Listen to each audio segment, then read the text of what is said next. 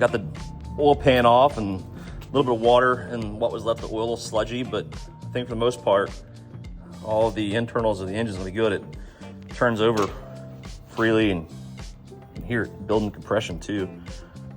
Well, it's hard to do it with one hand. Let's see here. Nope, I did it earlier.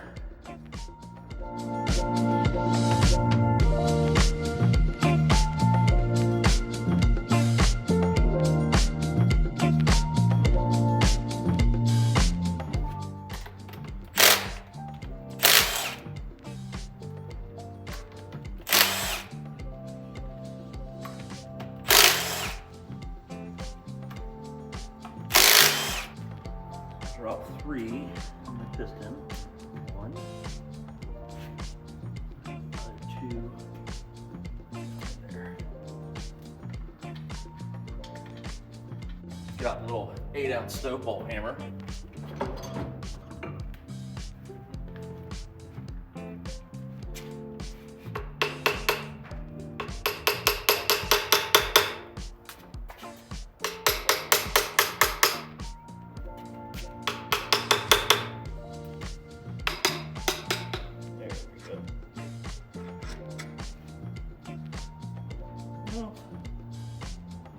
Some wear on it.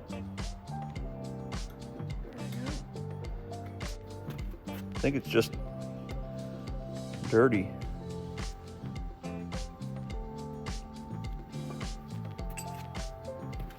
right, we'll go back to time lapse.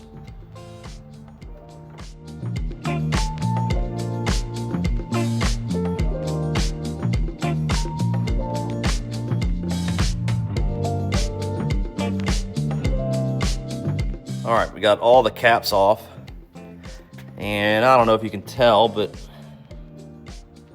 there's nothing really that's catching a fingernail or anything, but I would say that this crank is probably usable for a 1955 vintage with unknown miles, unknown condition, and a little bit of water in the pan, but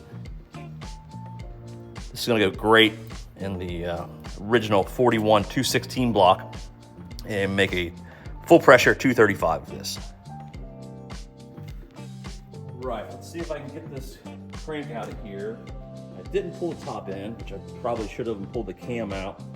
So let's see if I can get enough room here on the cam. Get it out of here.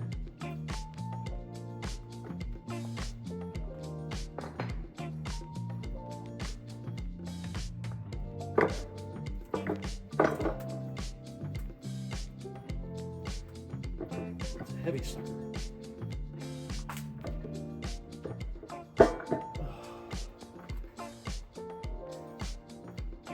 Drop the cam gear. Now I just need to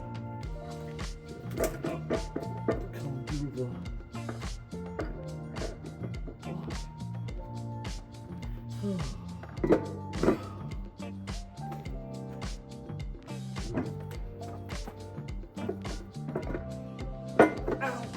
come off.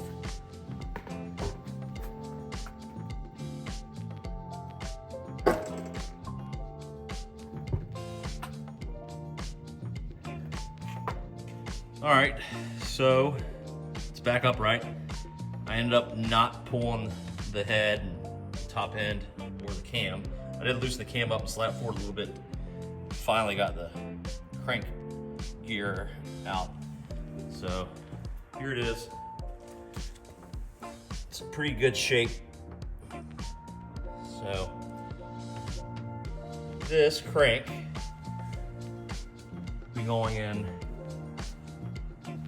that original 216 block, and we'll bore it 60 over, put 215 Buick V8 pistons in it,